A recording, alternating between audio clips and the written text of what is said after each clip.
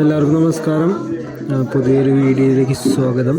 അപ്പോൾ ഇന്ന് ഞാൻ കാണിച്ചു തരാൻ പോകുന്നതൊരു ടെക്നിക്കൽ ഇൻറ്റേൺഷിപ്പിന് വരുന്ന ഒരു ടെക്നിക്കൽ ഇൻറ്റേണിൻ്റെ ഓഫർ ലെറ്റർ അല്ലെങ്കിൽ എംപ്ലോയ്മെൻറ്റ് കോൺട്രാക്റ്റ് എങ്ങനെയായിരിക്കും, എക്സാക്ട്ലി എങ്ങനെയായിരിക്കും.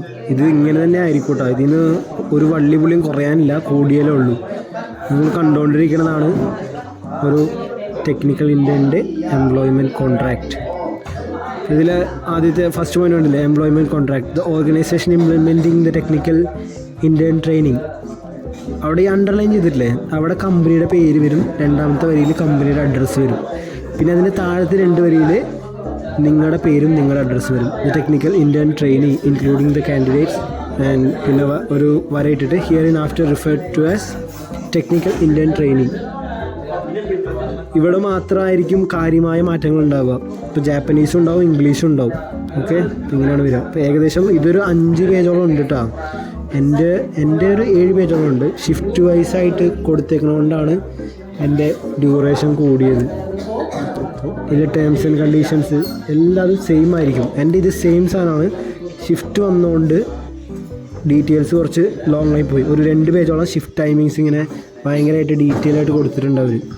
പിന്നെ അതിനകത്ത് കണ്ടോ, ഹോളിഡേയ്സ് ഉണ്ടാവും, വെക്കേഷൻ ഉണ്ടാവും, വേജസ് ഉണ്ടാവും, മന്ത്ലി വേജസ് ഉണ്ടാവും, പിന്നെ അങ്ങനത്തെ എല്ലാ കാര്യങ്ങളും ഞാൻ ഡീറ്റെയിൽ ആയി കൊടുത്തിട്ടുണ്ടാവും. പിന്നെ നിങ്ങളുടെ അക്കോമഡേഷൻ, അത് സ്ക്വയർ ഫീറ്റ്, എന്തൊക്കെ ഇൻഷുറൻസ് ആണുള്ളത്, ഡിഡക്ഷൻസ് എത്രയാണ്, അങ്ങനെ എല്ലാ കാര്യങ്ങളും വളരെ വ്യക്തമായിട്ട് തന്നെ കൊടുത്തിട്ടുണ്ടാവും. ഇപ്പോൾ നിങ്ങൾക്ക് ജപ്പാനിൽ ഏത് കമ്പനിയിൽ നിങ്ങൾക്ക് ഇൻറ്റേൺഷിപ്പിന് കിട്ടിയാലും ഓഫർ ലെറ്ററിൻ്റെ ഫോർമാറ്റ് ഇതായിരിക്കും. കമ്പനി അനുസരിച്ച് ഓഫർ ലെറ്ററിന് മാറ്റമൊന്നും ഉണ്ടാവില്ല, സെയിം ആയിരിക്കും. ഓക്കെ, ഇത് ഇവിടുത്തെ ഗവൺമെൻറ് തോന്നുന്നു ഇതിൻ്റെ ആൾക്കാർ TATP ആൾക്കാർ ഡിസൈൻ ചെയ്ത ഫോർമാറ്റ് ആണ് കേട്ടോ. അല്ലാണ്ട് കമ്പനിക്ക് അനുസരിച്ച് മാറത്തൊന്നുമില്ല, സെയിം സാധനമായിരിക്കും. ഞാൻ ഇവിടെ വന്നിട്ടുള്ള കുറേ പേര് ഓഫർ ലെറ്റർ കൂടി കണ്ടിട്ടുണ്ട്. പിന്നെ ഈ ഒരു ബുക്ക് എന്ന് പറഞ്ഞാണല്ലോ, ടെക്നിക്കൽ ഇൻറ്റേൺ ട്രെയിനിങ് ഹാൻഡ് ബുക്കാണ്. ആ ഹാൻഡ് ബുക്കിലാണ് ഈ മോഡൽ കൊടുത്തിട്ടുള്ളത്. ഒരു അടിപൊളി ബുക്കാണ്, ചെറിയ ബുക്കാണെങ്കിലും ഇത് നമുക്ക് എയർപോർട്ടിൽ ഇമിഗ്രേഷൻ ക്ലിയർ ചെയ്തപ്പോൾ തന്ന ബുക്കാണ്. ഒരു 3 കൊല്ലത്തേക്ക് നിങ്ങൾക്ക് എന്തൊക്കെ വേണം, നിങ്ങൾ എന്തൊക്കെ ചെയ്യണം, എന്തൊക്കെ ചെയ്യാൻ പാടില്ല, അങ്ങനത്തെ എല്ലാ കാര്യങ്ങളും വളരെ ഡീറ്റെയിൽ ആയിട്ട് കൊടുത്തിട്ടുണ്ട്.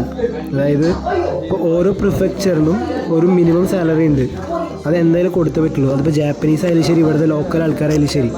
അപ്പോൾ അത് എങ്ങനെ കണ്ടുപിടിക്കാം, അങ്ങനത്തെ വളരെ മൈന്യൂട്ടായിട്ടുള്ള കാര്യങ്ങൾ തൊട്ട്, പിന്നെ ഒരാഴ്ചയിൽ എത്ര മണിക്കൂറാണ് ലീഗലായിട്ട് വർക്ക് ചെയ്യേണ്ടത്, ഓവർ ടൈം എത്ര മണിക്കൂർ തൊട്ടാണ്, എത്ര ശതമാനമാണ് കിട്ടുക, ഇത്ര മണിക്കൂർ വരെ, അങ്ങനെയുള്ള എല്ലാ കാര്യങ്ങളും വളരെ ഡീറ്റെയിൽ ആയിട്ട് പറഞ്ഞിട്ടുള്ളൊരു കുഞ്ഞു ബുക്കാണ് കേട്ടോ. ഇതിൻ്റെ ഒരു ആപ്പ് ഉണ്ട്, അത് ആപ്പ് സ്റ്റോറിലുണ്ട്, പ്ലേ സ്റ്റോറിലുണ്ട്.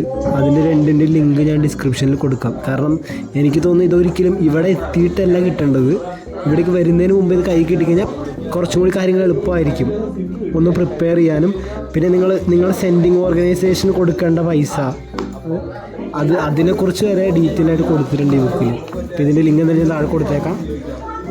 ഓഫർ ലെറ്റർ ഇങ്ങനെ തന്നെ ആയിരിക്കും കേട്ടോ. TATP ആണെങ്കിൽ ഇത് തന്നെയാണ് ഓഫർ ലെറ്റർ. ആരും നിങ്ങളെ പറ്റിക്കാതിരിക്കട്ടെ.